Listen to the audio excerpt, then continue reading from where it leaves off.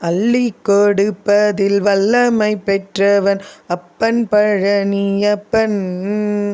தினம் அச்சம் தவிர்ப்பவன் ஆறுதல் சொல்பவன் அப்பன் பழனியப்பன்.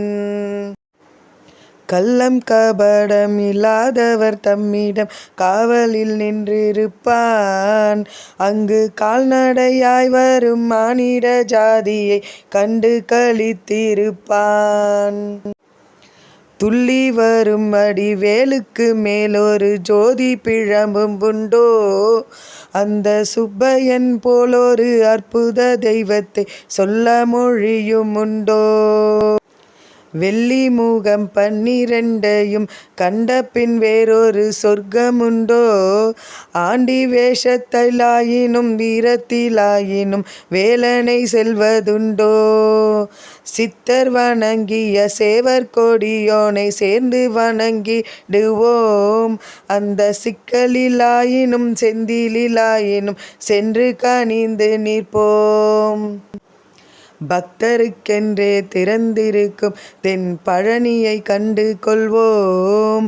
அங்கு பாலாபிஷேகமும் தேனாபிஷேகமும் செய்து பணிந்திடுவோம். செட்டி முருகன் எனும் பெயர் பெற்றவன் தண்டாயுதமல்லவோ?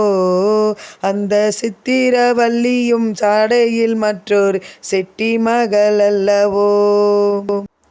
கொட்டி கொடுப்பவன் கோயிலை பார்த்திட கோஷமிட்டிடுவோம். முள்ளும் குத்தட்டுமே கல்லும் தட்டட்டுமே வழி கொஞ்சமும் கண்டு கொள்ளோம். 6 ஆன 20 ஆடி நடந்து செல்வோம். சில ஆனந்த பாடல்கள் வேலனை பாடட்டும் அன்புடன் ஊர்ந்து செல்வோம்.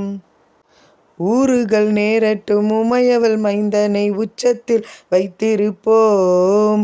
கையில் உள்ளது அன்னவன் கோயிலுக்கே தந்து மிச்சத்தில் வாழ்ந்திருப்போம்.